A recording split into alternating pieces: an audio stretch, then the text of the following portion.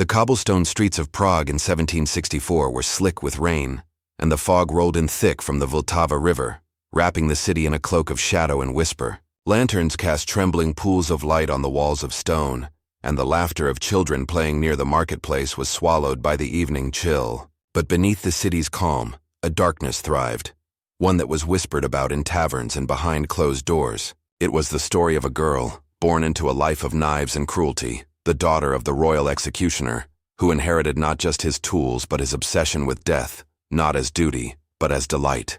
Her eyes, they said, glimmered with anticipation at the sound of screams, and her fingers itched to explore the terror she could invoke. By day she was a quiet figure, almost ordinary, blending among townsfolk as if innocence itself had wrapped her in a fragile mask. By night, she wandered the alleys and chambers of the condemned, following the grim orders of her father, yet exceeding them, delighting in methods that made seasoned torturers blanch. The townspeople whispered of missing beggars, of travelers who vanished along the bridges, of prisoners who returned from the dungeon broken not by punishment but by the subtle, lingering cruelty that only she seemed capable of. Mothers warned their children, and fathers cursed her name. But curiosity mingled with fear. Rumors spread of her laughter echoing through the stone halls, a sound so sweet yet so unnatural it turned stomachs. The courts themselves noted discrepancies, wounds inconsistent with legal execution, bodies contorted in impossible angles, signs that the girl's touch lingered longer than justice should allow. And yet she evaded suspicion, a shadow beneath the law, a phantom of the city's darkest nights. Scholars of anatomy and law would later describe her methods as meticulous, almost artful, and profoundly disturbing, a balance of precision and sadistic creativity that left even seasoned hangmen aghast. Legends claim she learned from her father, observing him with the fascination of a pupil and the heart of a predator.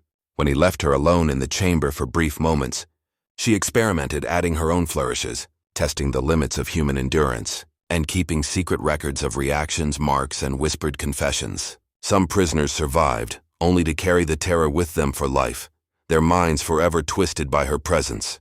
Stories of her cruelty spread far beyond Prague, whispered in inns and taverns across Europe. Yet official records remained curiously sparse. Was she protected by her father's influence, or did fear alone ensure silence? People wondered. Even the city guards hesitated at the edges of her father's residence, sensing an aura of menace that no law could touch. The people spoke in hushed tones about the pale girl with raven-black hair, whose hands were always impeccably clean, yet whose instruments of pain seemed to move on their own. Children dared not peek through alleyways, and servants whispered of seeing her at windows watching the moonlight fall on the dungeon stones.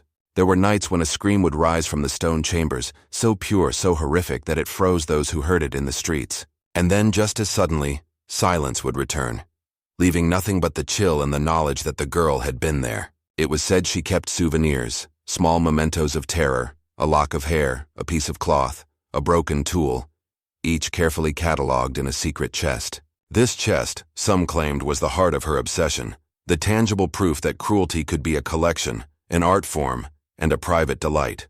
Even those who tried to describe her could only do so in fragments, the gleam in her eye, the soft hum of a lullaby that masked screams, the delicate hands that had carved terror into flesh, all contradictions that made her legend both horrifying and magnetic. And so Prague slept uneasily, aware that the executioner's daughter roamed the nights, her shadow stretching long and silent across the cobblestones, her laughter hidden beneath the city's fog, leaving whispers, fear, and unanswered questions in her wake. Prague in 1764 was a city of stark contrasts, where cobblestone streets gleamed under the occasional drizzle, and the Gothic spires pierced the misty skies, casting long shadows over marketplaces and back alleys alike. The executioner's residence sat on the edge of the city, a stone building both feared and respected, its walls echoing with the whispers of generations who had served justice, or claimed to. Inside, the air was heavy with the scent of soot and iron, the tools of the trade meticulously arranged on dark wooden racks, each blade polished to a deadly perfection. The daughter of the executioner had grown up in this environment, absorbing not only the mechanics of death, but the culture of fear and power it invoked. By age 10, she could identify the subtle differences in strain and pressure required to inflict pain, having watched apprentices and soldiers alike falter under her father's instruction. Her education was unusual, history lessons intertwined with anatomy, Mathematics mingled with the study of ligatures and levers, and literature mingled with diaries of past executions. She learned early that knowledge was power, and curiosity could be sharpened into cruelty. The neighbors whispered about her strange habits, how she wandered the yard at midnight, collecting stones, observing shadows, speaking softly to herself, as though the city itself listened. There were reports of animals vanishing near her home, of birds refusing to sing when she passed, and cats arching their backs in terror. Her father encouraged discipline and control, a strict regimen that masked his own fascination with the daughter's talents. Visitors to their home often remarked on the silence that fell when she entered a room, the careful, almost ceremonial way she handled even the smallest objects, and the intensity of her gaze, which seemed to measure not the objects themselves but the people observing them. Scholars of the time, those who dared write of the family, noted her uncanny ability to memorize the intricate details of bodies, tools and methods describing her as an anomaly, a prodigy of morbidity whose mind was both calculating and perverse. Her childhood, while hidden from most of Prague, was marked by this duality. The mundane rhythms of daily life outside contrasted sharply with the meticulous and horrifying practices she observed inside. Street children who glimpsed her passing reported feeling chills, a sensation that lingered hours after she disappeared into shadowed alleys. Those who encountered her rarely spoke, their expressions frozen with unspoken terror, as if the very presence of the executioner's daughter had imprinted itself on their memory. The city itself seemed to acknowledge her existence in subtle ways, the fog lingering longer over certain streets, lamps flickering without cause, and the distant sound of footsteps in empty courtyards. By her early teens, she began to explore more daring methods, experimenting with the instruments in ways that even her father hesitated to approve. A single misstep could have alerted authorities, yet somehow she maintained a balance between audacious experimentation and careful concealment, earning her a reputation not only as a prodigy of pain, but as a shadow in the city, invisible yet omnipresent. As the daughter of the executioner, she moved in a world that combined respect, fear, and secrecy. Her peers rarely approached, and those who did often found themselves subjects of subtle psychological tests, small manipulations of trust and fear designed to teach them lessons in control and dominance. By observing reactions, she refined her understanding of human psychology, learning not only the mechanics of torture, but also the ways in which dread could be cultivated, heightened, and maintained over time. Residents of Prague whispered about her growing influence, noting how certain families avoided the streets near the executioner's residence, and how even officials hesitated before delivering inquiries. The daughter's knowledge of the city, its alleys, courtyards, and dungeons, became as precise as any cartographer's map, and she used it to orchestrate her plans with meticulous care. Even when the fog lifted and sunlight bathed the city, there were those who sensed the enduring presence of the daughter's shadow, a subtle but undeniable mark on the psyche of Prague itself. The executioner's daughter was not merely a product of her environment. She had transformed it, embedding her presence into the rhythms, fears, and whispers of the city in ways that would echo for decades to come. As the years passed, the daughter's skills grew sharper, and her fascination with pain evolved into an artistry that terrified even her father. By 16, she was no longer merely an observer, but an active participant in the executioner's grim work, performing minor punishments with an unsettling precision. She studied the human body with a scholar's meticulousness, noting reactions, timings, and the subtle shifts that indicated both physical and psychological torment. Locals whispered about her presence in the shadows of the city, telling tales of strangers disappearing from alleyways, of travelers arriving in Prague only to vanish within days, of the faintest whispers echoing from the dungeons where she lingered. Some claimed that she had learned to manipulate instruments in ways that left no visible marks, yet inflicted deep agony, a method both cunning and terrifying. Her reputation as a figure of fear spread quietly, carried in hushed conversations between tavern patrons, mothers warning their children, and apprentices murmuring cautionary tales among themselves. At home, the executioner maintained a strict regimen, emphasizing discipline and control, yet he could not hide his pride in the daughter's talents. He would watch silently as she prepared the instruments, her movements deliberate, almost ritualistic, each gesture measured and precise. There were moments when he would shake his head in astonishment, realizing that she had devised methods beyond anything he had taught, innovations of cruelty that were both elegant and horrifying. She began to develop a fascination with psychology, learning how fear could be used as a tool as effectively as the blade. Through careful observation, she understood that anticipation could break a person more thoroughly than the physical act of punishment, and she refined her techniques accordingly. The city itself seemed to bend to her influence. Markets grew quieter as her presence passed. Dogs barked less and birds would scatter before she approached. The people of Prague sensed an aura surrounding her, a mixture of beauty and menace that made even the boldest hesitate. By 18, she had begun experimenting on willing subjects, prisoners who had no hope of escape. Yet she treated these trials as studies in human endurance, recording notes in a secret journal hidden beneath floorboards in her chamber. Each entry meticulously catalogued reactions, details of anatomy, and observations of terror. Friends of the family, unaware of the full extent of her cruelty, would remark on her intelligence and composure, completely oblivious to the darkness that thrived beneath her calm exterior. Even when public punishments were carried out, she often lingered in the shadows, observing, learning, and quietly influencing outcomes in ways that went unnoticed by the authorities. Over time, her influence extended beyond the immediate vicinity of her father's residence. Tales of her abilities reached other cities, whispered in taverns and inns, a mixture of fear and fascination coloring every retelling.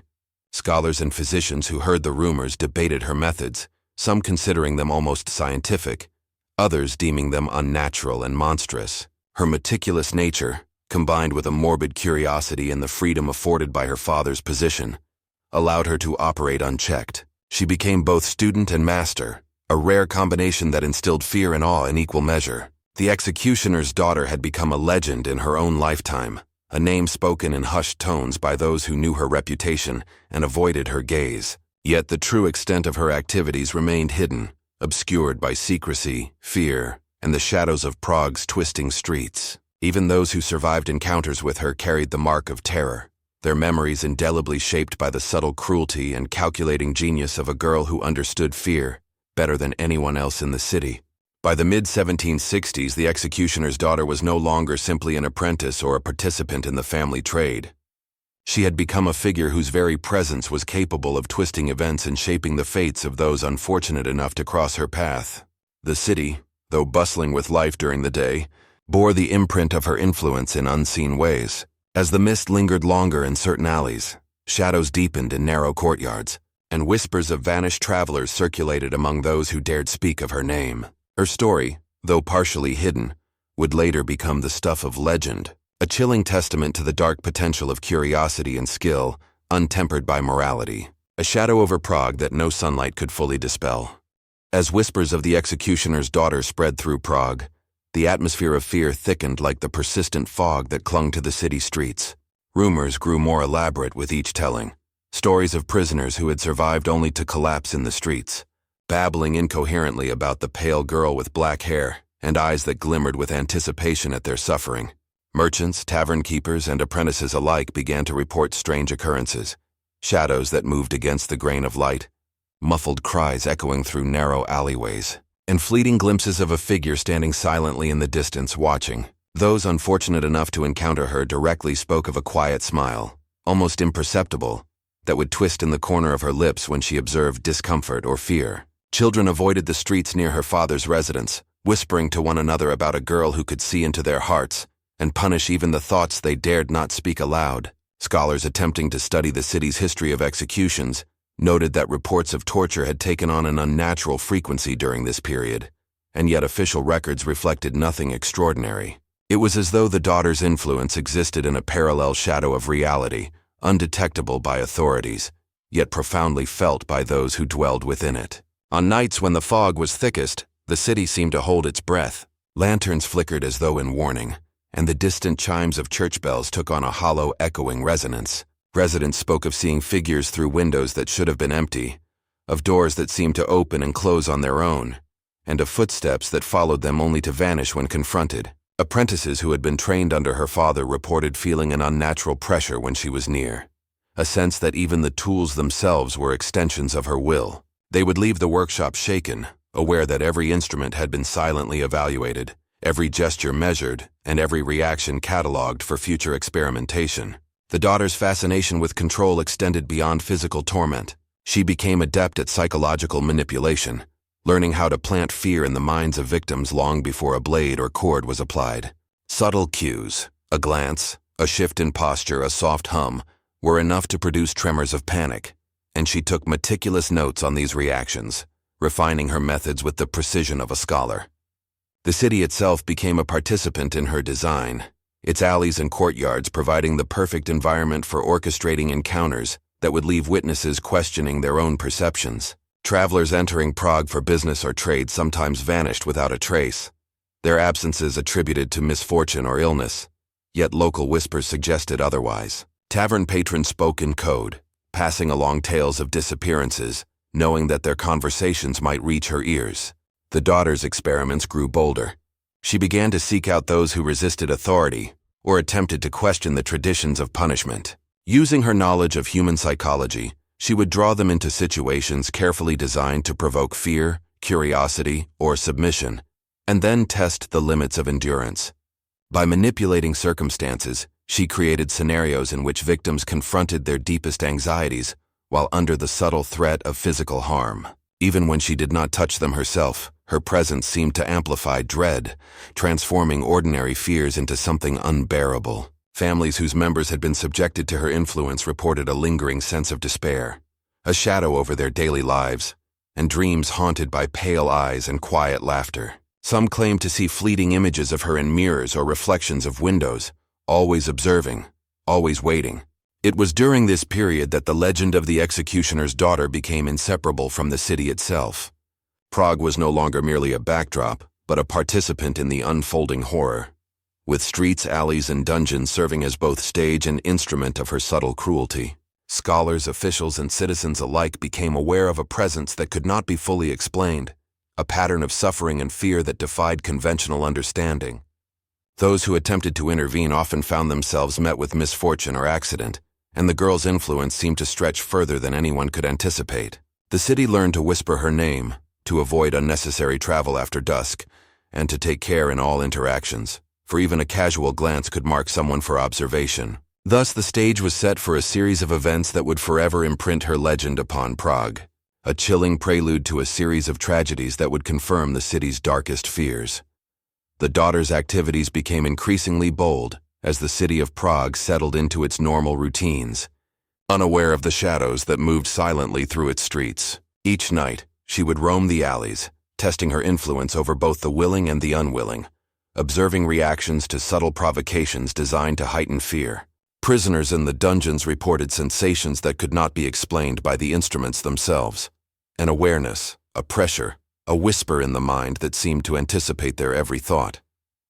The local authorities noticed anomalies in records, cases of missing travelers, unexplained injuries, and reports from guards who had glimpsed a pale figure slipping through corridors with impossible agility. Though they investigated, their efforts yielded no concrete evidence. The daughter's actions were precise, leaving no trace, no hint of guilt, only lingering dread. Within her father's residence, she experimented further, refining techniques that combined physical and psychological torment. Every reaction, every tremor of the body, every quiver of the eye was meticulously catalogued, a study in the human response to fear and anticipation. Servants whispered about the strange rituals she performed, claiming to have seen her manipulate tools in patterns that seemed almost ceremonial, invoking awe and horror simultaneously. Her fascination with human endurance extended to those who were sent to her as punishment. She tested limits with careful precision, often pausing to observe subtle shifts in mood or behavior, recording these findings in private journals hidden beneath floorboards. Families who had the misfortune of being noticed by her began to report nightmares, shadows that moved against the grain of light, and a sensation that someone was always watching them. Children would refuse to pass near her father's house, and even adults felt a chill when the pale girl crossed their path. Stories grew bolder in their exaggeration. Rumors told of the daughter entering the homes of strangers at night, leaving behind no trace save a lingering sense of dread. Tavern patrons spoke in hushed tones of travelers returning from Prague who had encountered her, describing pale skin, black hair, and eyes that gleamed with unnatural intensity. The city's fog seemed to conform to her presence, thickening in certain alleys, swirling around corners, and lingering where she had passed. Even the most hardened citizens could feel the weight of her gaze without ever seeing her. Scholars who attempted to study the disappearances were met with frustration, Witness accounts conflicted, details shifted with retelling, and evidence remained elusive. It was as though the daughter manipulated reality itself, ensuring that her legend grew while her actual deeds remained obscured. Over time, her methods evolved from observation to experimentation. She began to orchestrate situations where fear itself became a tool, using subtle manipulations to test reactions without physical contact. A single glance could inspire panic, a soft whisper could provoke hysteria, and the anticipation of pain often proved more effective than the act itself. Her mastery over both mind and body created a dual terror that spread quietly throughout the city, unnoticed by those who were not directly affected. The executioner's daughter's reputation solidified into legend during this period, whispered by parents warning their children, by apprentices discussing the limits of courage, and by travelers who recounted fleeting encounters with a figure both ordinary and horrifying. Each account added to the aura of fear that surrounded her, ensuring that her name was spoken with trepidation and that her presence was respected without question. Yet she remained a figure of mystery, her motivations concealed behind a calm exterior, her intelligence and cruelty hidden beneath the guise of a quiet, obedient daughter. The city of Prague, though bustling and vibrant by day, carried an undercurrent of tension, a subtle acknowledgement of a presence that could not be measured, constrained, or fully understood. Every alley, every courtyard, and every shadow bore the imprint of her influence, creating an environment in which fear itself became an instrument, and the legend of the executioner's daughter took root, ready to culminate in the horrific acts that would later define her story.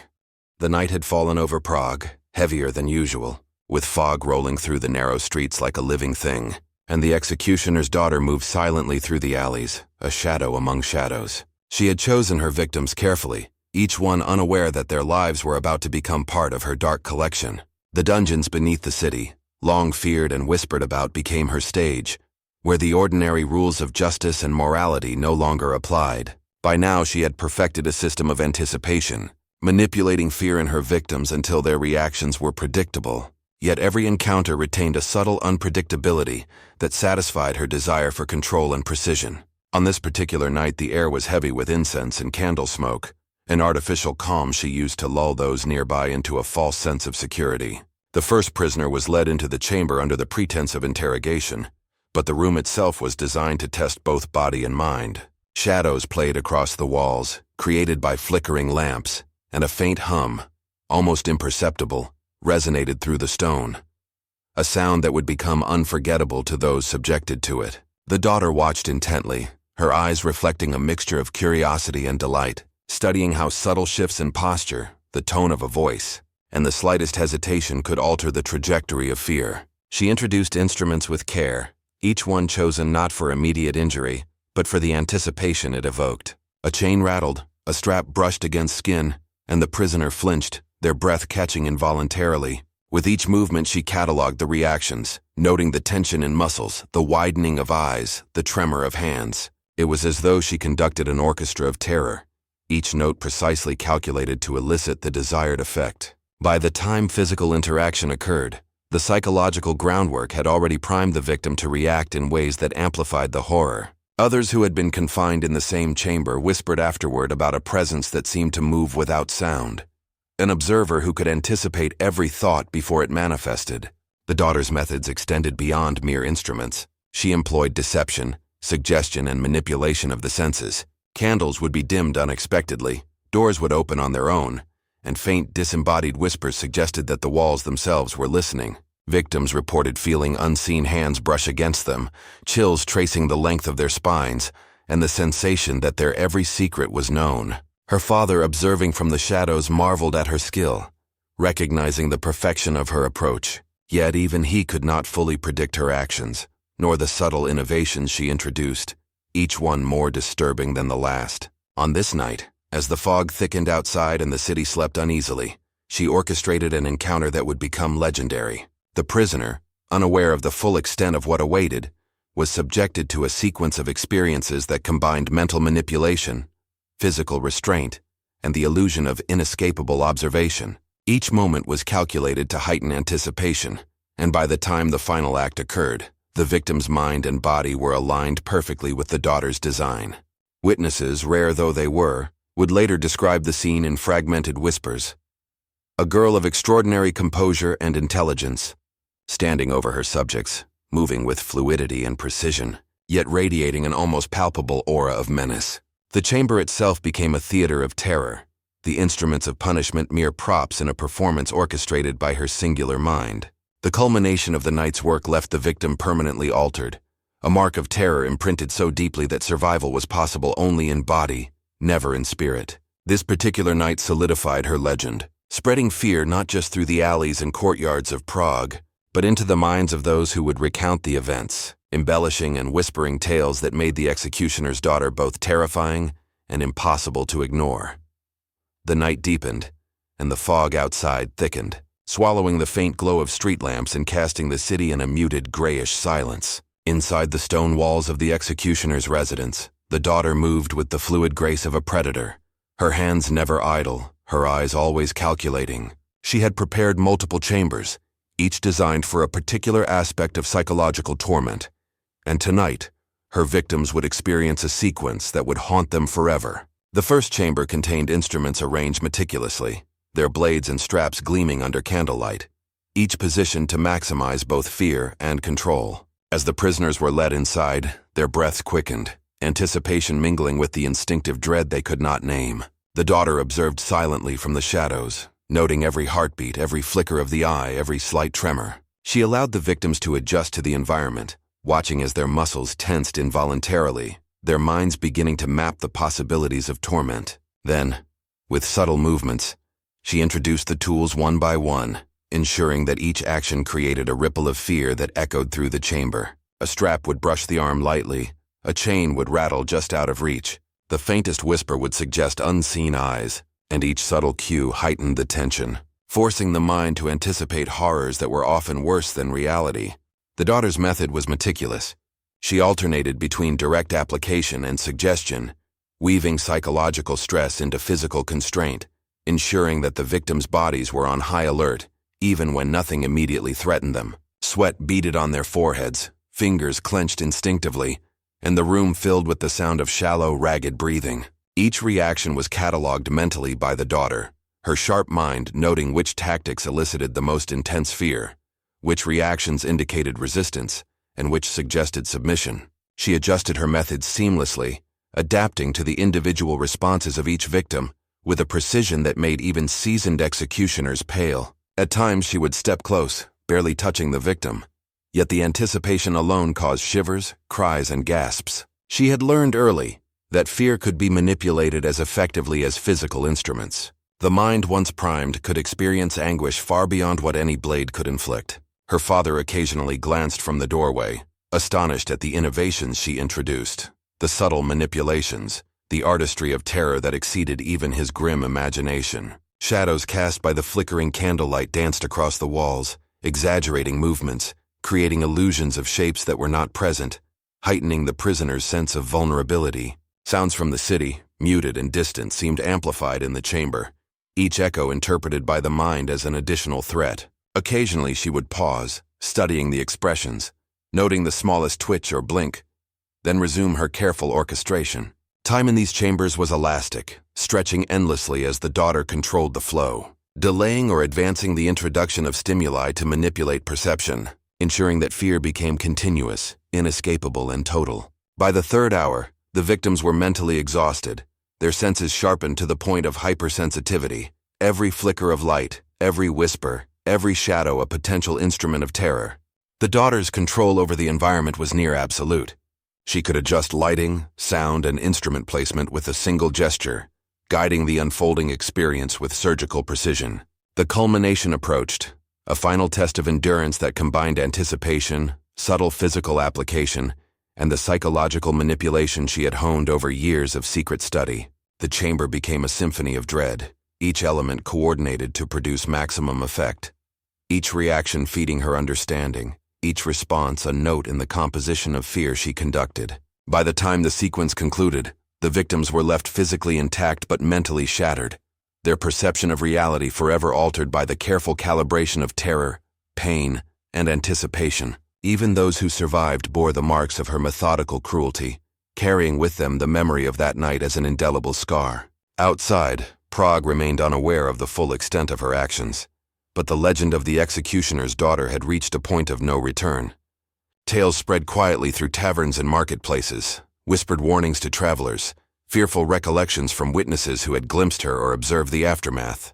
Her artistry and cruelty became synonymous with the city's shadowed streets. The fog, the alleys, and the cold stone of dungeons themselves seemed imbued with her influence. By dawn, the chambers were empty, instruments replaced, and the daughter retreated to her private quarters, her mind already cataloging the events of the night, considering new variations, new experiments, and new ways to push the limits of human fear. The city would continue to whisper her name, and travelers, guards, and residents alike would feel the lingering presence of her shadow, knowing that the executioner's daughter was not merely a participant in history, but a force that had transformed the very nature of terror in Prague. The morning after the horrifying events, Prague awoke under a heavy gray sky, the city's usual rhythm dampened by an invisible weight. Residents walked cautiously along cobblestone streets, whispering of a presence they could not see but felt, a shadow lingering in the corners of markets, alleys, and courtyards. News of disappearances and strange occurrences spread quietly, carried in hushed tones through taverns and homes, each retelling adding layers of fear, embellishment, and uncertainty. Families whose members had encountered the executioner's daughter reported nightmares, trembling fits, and an unshakable sense of dread that extended even into daylight hours. Scholars attempting to record events found gaps, inconsistencies, and absences in the official documentation, as if the acts themselves had been erased by the fear she instilled.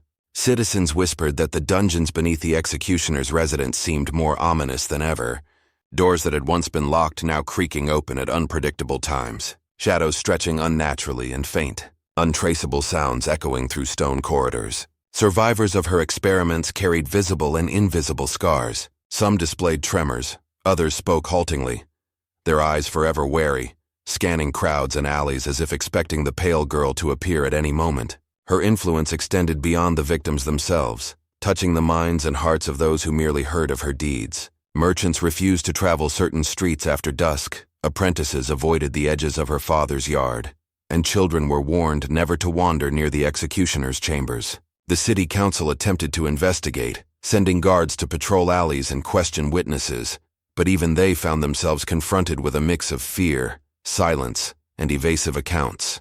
Those who had seen her could not always articulate the terror they felt.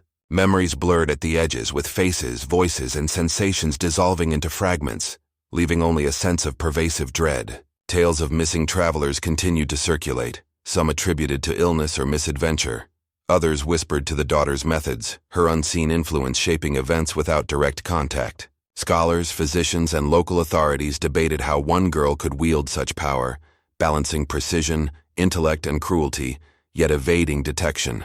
The daughter herself remained seemingly ordinary during the day, moving silently through streets and markets, her calm demeanor belying the havoc she orchestrated beneath the city's surface. The tools of her art were returned to their racks, polished and ready, their deadly potential concealed under layers of meticulous care. Victims were isolated, their experiences dismissed or misunderstood by families and officials, ensuring that the true extent of the horror remained hidden. Over time, the legend grew, not just because of the acts themselves, but because of the fear they inspired and the uncertainty surrounding their origins. Citizens began to treat any unexplained sound, shadow, or sensation as potentially connected to her presence, allowing the daughter's influence to seep into every corner of daily life. Merchants' inventories included considerations for missing travelers, tavern owners watched patrons closely, and guards moved with an unspoken awareness that their understanding of danger had shifted.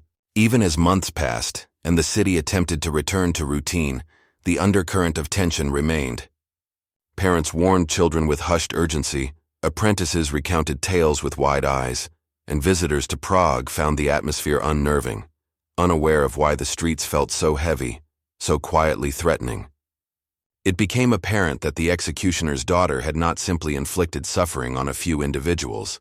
She had transformed the psychological landscape of the city itself, embedding fear into routines, expectations, and the collective consciousness. Her impact was measured not just in physical scars or missing persons, but in the pervasive, subtle terror that shaped behavior, perception, and memory. Residents began to report that shadows seemed longer, alleys colder, and nights heavier, as if the city itself remembered what had occurred beneath the stone walls of the executioner's residence. Scholars noted that fear had become an integral part of Prague's identity, a haunting legacy left by a figure whose existence blurred the boundaries between legend and reality. The after-effects were profound.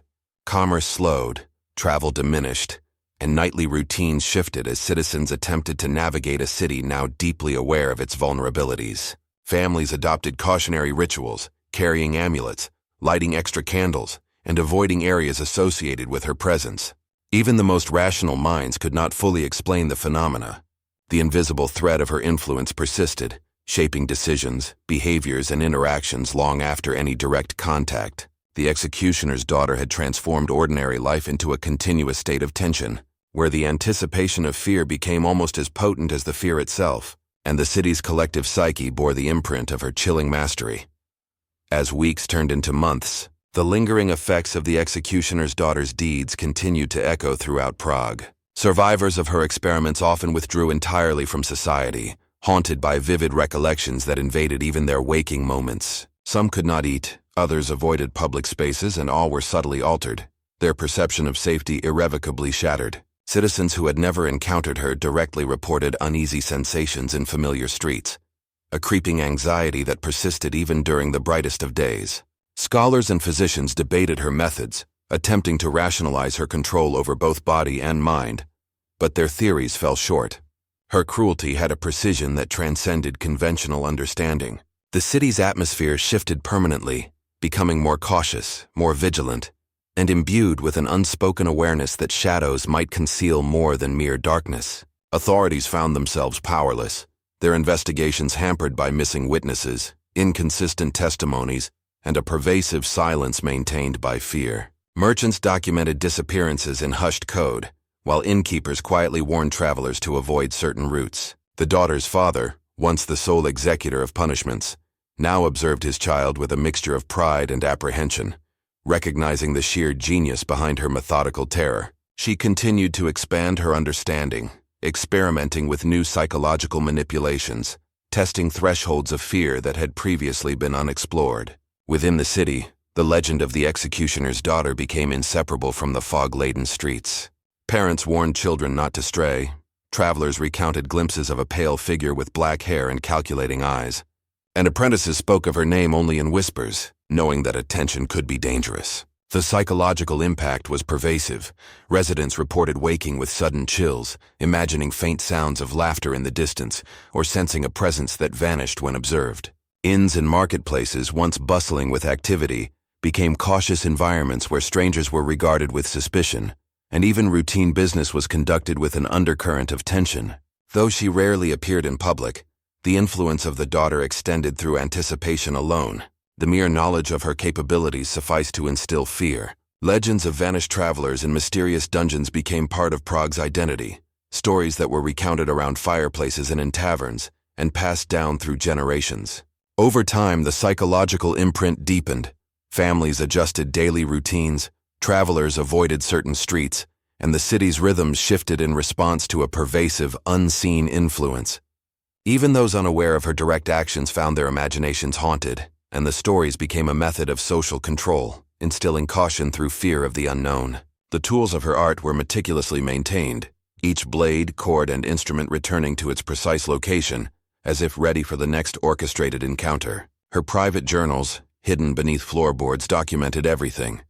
Behavioral patterns, reactions, minor experiments, all with meticulous care, creating a chilling record of mastery over human fear. Her legend spread beyond Prague, whispered in surrounding towns and cities, stories embellished yet anchored in undeniable truth. Scholars, officials, and commoners alike acknowledged her presence indirectly, the fear she cultivated leaving an enduring mark on the cultural and psychological fabric of the region. By this time, the city itself seemed to carry a memory of her influence. Alleys, courtyards, and corridors felt heavier, quieter, and imbued with the potential for unseen observation. The executioner's daughter had achieved what few could. She transformed the ordinary environment into a domain of continuous tension, where the anticipation of fear was as potent and pervasive as fear itself. This lasting effect would define Prague's memory of her actions, ensuring that her story remained both a historical reality and a cautionary legend. the shadow of her cruelty stretching far beyond the stone walls of her father's residence and into the hearts and minds of those who survived, or simply knew her name. Even decades after her deeds, the executioner's daughter remained shrouded in mystery, her existence lingering in the collective consciousness of Prague long after she vanished from the streets. Historians struggled to piece together accurate accounts, as official records were sparse, incomplete, and often contradictory. Families whose ancestors had encountered her passed down stories filled with both horror and awe, tales of a girl whose intelligence and cruelty seemed beyond human comprehension. Some claimed she had fled the city entirely, disappearing into the broader reaches of Europe, leaving behind only whispered warnings and inexplicable phenomena in the streets she had once roamed. Yet others suggested she remained in Prague, invisible yet omnipresent, a shadow in the alleys, a fleeting figure glimpsed in windows, her presence hinted at through subtle manipulations of the environment. Scholars debated her psychological profile, attempting to understand how one individual could exercise such precise control over the fears and actions of others. Some theorized that she possessed an extraordinary intellect, coupled with an innate understanding of human behavior, while others speculated that darker forces, supernatural or cursed, had influenced her abilities. The truth was obscured by the passage of time, leaving only fragments, journals hidden beneath floorboards, anecdotal reports from survivors, and lingering rumors that refused to fade. Explorers and urban historians who investigated her father's residence reported strange occurrences, doors that opened and closed without explanation, faint whispers in empty chambers and shadows that seemed to move independently of light sources. Even those who entered with skepticism felt a palpable weight in the air, a subtle, almost sentient presence that hinted at a lingering consciousness. Over the years, multiple accounts emerged of travelers who reported seeing her at a distance, appearing suddenly in alleyways, watching silently before vanishing into mist or shadow. These sightings were rare and often dismissed, yet their consistency over decades lent credence to the idea that the daughter's influence persisted. Folklore blended with reality, creating stories of cursed instruments, haunted dungeons, and the girl's spirit lingering to continue her experiments on the unsuspecting. Attempts to locate her hidden journals or artifacts often ended in failure. Objects were said to vanish or relocate, as though deliberately avoiding discovery. Some claimed that certain dungeons had become metaphysical traps, spaces where time and perception were distorted, leaving intruders disoriented and terrified, unable to reconcile what they saw with reality. Theories arose that she had mastered a combination of psychology, physiology, and subtle manipulation of environmental factors, creating experiences that felt supernatural, further obscuring the boundary between reality and legend. Even contemporary researchers exploring the area reported unusual atmospheric phenomena, sudden drops in temperature, disembodied footsteps, and the sensation of being watched despite the absence of any visible observer. Many concluded that her legacy was not confined to physical acts of cruelty, but had seeped into the very fabric of Prague, embedding fear into locations, traditions, and the collective psyche of its inhabitants. The daughter's true fate remained unknown. No conclusive records documented her later life, disappearance, or death. Some accounts suggested she married, moved, or assumed another identity, while others maintained she continued her work clandestinely, leaving a trail of fear and mystery wherever she appeared. Attempts to reconcile historical evidence with folklore proved difficult. The more one investigated, the more contradictions and gaps appeared, suggesting deliberate concealment or an extraordinary ability to evade observation. Local historians noted that every generation seemed to add embellishments, expanding her legend to include abilities that defied logic, predicting outcomes, influencing crowds without direct contact, and manipulating not just fear, but the perception of reality itself. Sites associated with her, including the executioner's residence, surrounding alleys, and nearby dungeons, became objects of fascination and dread. Even those who did not believe in her presence could not deny the palpable tension, the unexplainable chill, and the subtle sense of being observed that persisted in these locations. Over time, her story became a blend of documented history and myth, a tale that straddled the line between what was recorded and what was felt. It served as both a cautionary legend and an unsolved mystery, one that historians, psychologists, and paranormal enthusiasts alike would attempt to decipher for centuries. In Prague even today, the echoes of her actions remain in whispers, street names, and folklore, a haunting reminder that one mind, one individual, could shape fear so profoundly that it transcends time and rational explanation. The executioner's daughter, whether alive, transformed, or existing only in memory, became a symbol of human ingenuity applied to cruelty, a haunting enigma whose legacy defied complete understanding, leaving only fragments for the curious, the brave, and the terrified to piece together. The deeper one delved into the story of the executioner's daughter, the more elusive the truth became. Records were scarce, fragmented, and often contradictory, leaving historians to rely on second-hand accounts, folklore, and subtle hints hidden in local chronicles. Some chroniclers claimed that she had mastered the art of disappearing entirely, slipping through streets and dungeons without leaving a trace, her presence detectable only through fear, whispers, and sudden chills. Legends suggested that her influence extended beyond her immediate victims, subtly manipulating events and perceptions throughout Prague. Inhabitants reported experiences that defied explanation. Doors closing as if by unseen hands, distant laughter echoing down empty corridors, and shadows moving independently of any source of light. Even those who approached the executioner's residence with skepticism found themselves unnerved, senses heightened, hearts racing, and an unshakable impression that they were being watched. Scholars debated whether her abilities were purely psychological, a combination of intellect, manipulation, and cruelty, or if some darker, inexplicable force had been at play. Instruments that had once belonged to her father were rumored to be cursed, their presence alone inspiring fear in those who touched them. Travelers spoke of glimpses of her pale figure in the mist, standing silently before vanishing, leaving only a faint scent of candle wax and iron. The daughter's legacy became intertwined with the very geography of the city. Alleys, dungeons, and courtyards seemed to carry her memory, embedding subtle warnings into the environment itself. Attempts to locate her writings or records often failed. Documents disappeared, surfaces were wiped clean, and rooms appeared altered upon re-entry, as if reality itself bent subtly to conceal her traces. The mystery of her later life compounded the legend. Some said she had fled Prague entirely, moving through Europe and leaving pockets of terror in each new location. Others believed she continued her work covertly within the city, hidden yet omnipresent, shaping fear as she had before. Witnesses' accounts were inconsistent, yet a pattern persisted. She inspired dread without visible action, could manipulate perception, and left indelible psychological marks on those who experienced her presence. The daughter's mastery of both fear and control became a subject of fascination for scholars of psychology, history, and folklore alike. Discussions of her methods included the precision of timing, manipulation of light and shadow, and acute observation of physiological and psychological responses. Even today, researchers report a persistent chill, a sense of being observed, and inexplicable auditory phenomena when visiting locations associated with her. The executioner's daughter became more than a historical figure.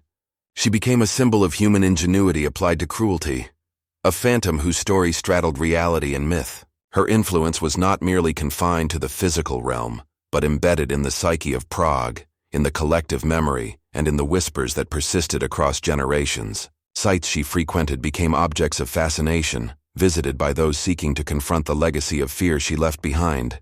Yet few could remain long without sensing the pervasive tension she had instilled. Her name, once spoken only in hushed warnings, became emblematic of the unknown, a reminder that the most chilling threats often exist in what cannot be seen, controlled, or fully understood. The mystery endures. No definitive account explains her disappearance, survival, or death. Yet her influence persists in shadows, fog, and fear, a haunting testament to a life that blurred the boundaries between brilliance and monstrosity, reality and legend. Scholars, adventurers, and the merely curious continue to speculate, document, and explore.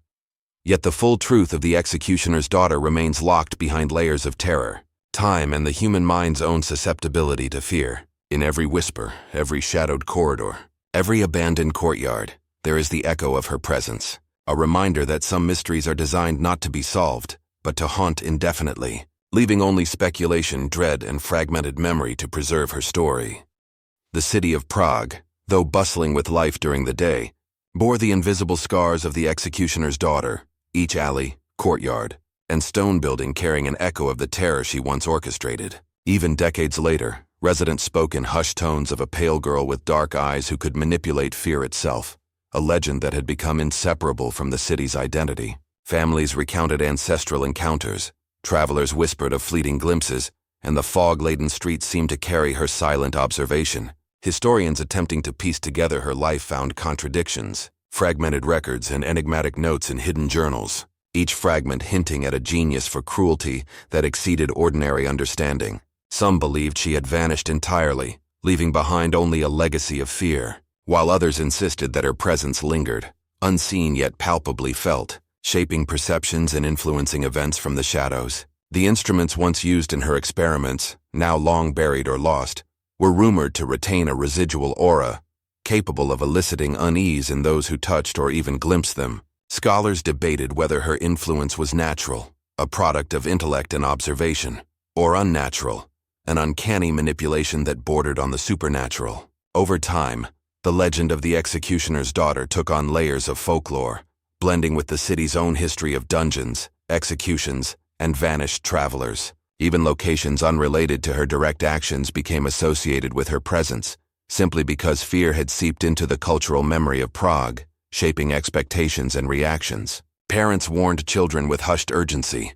Apprentices recalled stories with wide eyes, and travelers passing through the city often sensed a presence, a subtle tension in the air that could not be explained. The daughter's mastery over fear had transformed the city's perception of danger. Ordinary shadows became ominous, sounds were interpreted as threats, and the unknown became a tool of psychological control. Yet despite the terror, fascination endured. Writers, artists, and scholars were drawn to her story, captivated by the chilling interplay of intellect, cruelty, and secrecy. Her legend inspired cautionary tales and exploration alike, prompting attempts to uncover hidden truths, recover lost journals, and document residual effects that persisted in specific locales. Some sought to confront the lingering fear directly, entering abandoned dungeons or wandering the alleys where she had walked, only to emerge shaken, reporting inexplicable sensations, fleeting shadows, and whispers that seemed to mock rational explanation. Over time, the executioner's daughter became a symbol of the darkest potential within humanity, a reminder that intellect untempered by morality could orchestrate suffering in ways both subtle and profound. Her story straddled history and myth, a chilling narrative that revealed the fragility of human perception and the enduring power of fear. The fog that settled over Prague each evening seemed heavier, thicker, as if carrying her memory, a subtle reminder that the events of the past were never truly gone, only transformed into legend. Those who walked the city's streets at night reported an almost tangible sensation of being observed, an invisible presence that inspired caution, vigilance, and an unshakable sense of unease. The executioner's daughter's impact was not measured merely by the acts she committed, but by the psychological imprint left on a city, a generation, and the collective imagination. Her ability to manipulate anticipation, perception, and fear ensured that her legend would persist long after any physical trace of her actions had vanished. She had become eternal, not in flesh but in memory, in story, in the subtle and pervasive awareness that some forces defy comprehension. In this way, her tale serves as both history and warning, a record of ingenuity applied to cruelty, a chilling reminder of how a single individual's mastery over human fear can leave a legacy that endures indefinitely, shaping generations and haunting minds in ways that no physical act alone could achieve. Even as centuries passed, the story of the executioner's daughter remained etched in Prague's collective memory, a haunting presence woven into the city's identity. Scholars, historians, and storytellers attempted to reconstruct her life, yet each account was fragmented, contradictory, and laced with fear. The fog-laden streets seemed perpetually aware, carrying whispers of vanished travelers, faint laughter, and shadows that moved independently of any source of light. Families warned children to respect the old tales. Apprentices recalled whispered lessons about fear and control, and visitors reported an intangible tension that made even the most familiar routes feel ominous. The daughter's influence extended beyond direct encounters. Her mastery of psychological manipulation ensured that anticipation itself became a tool, instilling dread long before any physical threat appeared. Even places she had never touched were suffused with stories of her presence, the collective imagination embedding her legend into the city's very architecture. The instruments, journals, and dungeons associated with her work had long disappeared or been hidden, yet their memory inspired fear, caution, and fascination. Her name became synonymous with unseen power, a symbol of how intellect, cruelty, and patience could combine to dominate not merely bodies, but minds and perceptions. Researchers and paranormal enthusiasts alike documented inexplicable phenomena. Doors closing without cause, whispers in empty rooms, fleeting glimpses of a pale figure, and debated whether these were echoes of her life, a lingering aura, or the product of collective memory amplified over generations. The city itself seemed to bear witness, its streets, alleys, and courtyards imbued with an unshakable tension, a silent acknowledgement of past horrors that could not be erased. Legends described her as both extraordinary and monstrous, a young woman whose intelligence and cruelty defied ordinary human comprehension, and whose impact resonated across time. Even those who doubted the literal truth of her deeds acknowledged the subtle psychological legacy she left behind, shaping behavior, expectations, and perceptions in ways that continued to influence Prague long after her disappearance. Travelers reported sudden chills, unexplained sounds, and a sense of being watched, while residents carried on routines infused with caution, an instinctive acknowledgement of the power she wielded. Over generations, the story evolved, blending documented events with folklore, creating a tapestry of history, myth, and psychological imprint that ensured the executioner's daughter's legend would never fade. Her mastery of fear, anticipation, and human perception demonstrated that cruelty, when combined with intellect and subtlety, could leave a legacy far more enduring than physical acts alone. The city itself became a silent participant in her story, streets, walls, and dungeons acting as both stage and instrument of a narrative that blended history and legend into an inseparable whole. Today, those who walk Prague's old streets feel the weight of memory, the echoes of fear carefully curated and preserved, a testament to one individual's ability to manipulate, control, and haunt the minds of many. The executioner's daughter, long vanished from the physical world, persists in story, atmosphere, and psychological resonance, a chilling reminder that some forces cannot be seen or touched, only felt, remembered, and whispered about across generations. Her tale, a fusion of history and horror, serves as an enduring monument to the extremes of human ingenuity, cruelty, and the unbreakable influence of fear, leaving Prague forever marked by the shadow of a girl who understood the human mind better than anyone else. A haunting presence whose legacy refuses to fade, lingering in fog, whispers, and the imagination of all who dare to remember.